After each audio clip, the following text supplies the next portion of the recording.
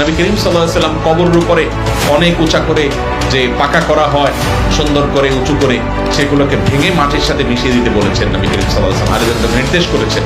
তাহলে কবরের উপরে ঘরবাড়ি এভাবে নির্মাণ করা জায়েজ নয়।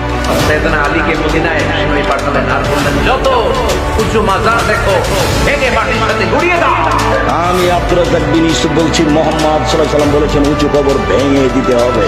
এই যে আজকে মাজার ভাঙা হচ্ছে, অনেক জায়গায় যে মাজার ভাঙা হয়েছে বা মাজারের উপর আক্রমণ হয়েছে, এটা দেখুন যে হাদিসটার কথা বলে যে আল্লাহ নবী মাজার ভেঙে সমান করে দিতে বলেছেন। মজার ব্যাপার হলো এই হাদিসটা একমাত্র সহিহ বুখারীতে হাদিসের শানে নুজুল সহ বর্ণনা করা হয়েছে যে কেন আল্লাহ নবী কবর ভাঙার নির্দেশ দিয়েছিলেন, মাজার ভাঙার নির্দেশ না।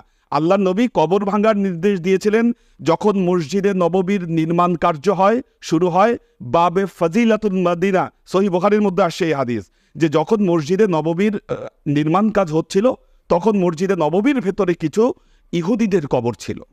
এখন মসজিদের নববীরকে যদি ওটার যদি মানে সংস্কার কাজ যদি করতে হয়, কবরগুলোকে রেখে সংস্কার কাজ করা সম্ভব না। আল্লাহ নবী তখন বললেন যে তোমরা কবরগুলোকে ভেঙে সমান করে দাও। এই যে দেখেন, এই যে একটা কোড আল্লাহ নবীর মুখের কথা, এই মুখের কথাকে নিয়ে এখন বলতেছে অন্যান্য